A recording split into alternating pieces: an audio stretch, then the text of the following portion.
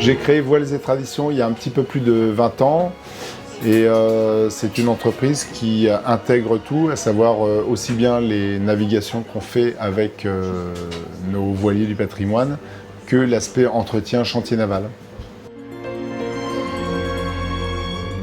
Deux vieux gréements dans l'entreprise. On a la Nébuleuse, sur laquelle on est actuellement, qui est le plus grand vieux gréement basé dans les Côtes d'Armor et une des plus belles restaurations de France d'anciens voiliers de pêche. Et puis on a également la réplique d'un homardier de l'Ogivie de la Mer, donc c'est vraiment les navires typiques du coin qui naviguaient au début du XXe siècle à la recherche du homard.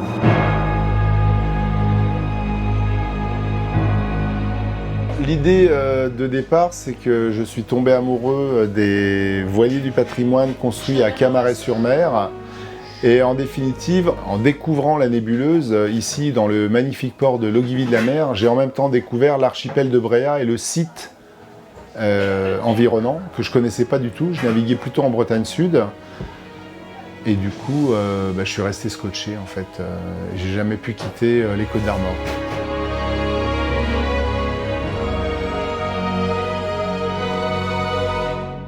Et pour nous, je dis pour moi et les salariés, c'est l'idée de découverte du milieu maritime pour ceux qui viennent avec nous. On est un peu comme des guides de montagne qui vont emmener, qui vont accompagner des personnes dans un milieu qu'ils ne connaissent pas du tout.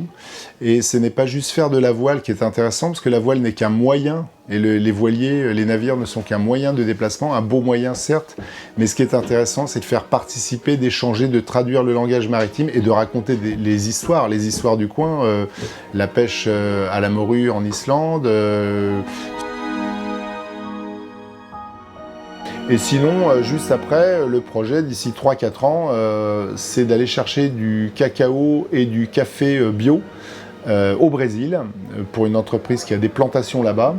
Et cette entreprise ne souhaite plus le faire venir par cargo, mais souhaite le faire venir de manière décarbonée, de diminuer son impact carbone.